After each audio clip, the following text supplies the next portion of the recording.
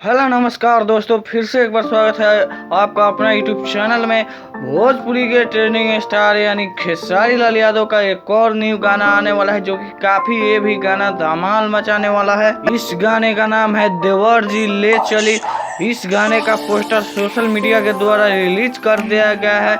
ये गाना आपको कल सुनने को मिलेगा। 31 जुलाई को 6:30 बजे गाना रिलीज कर दिया जाएगा।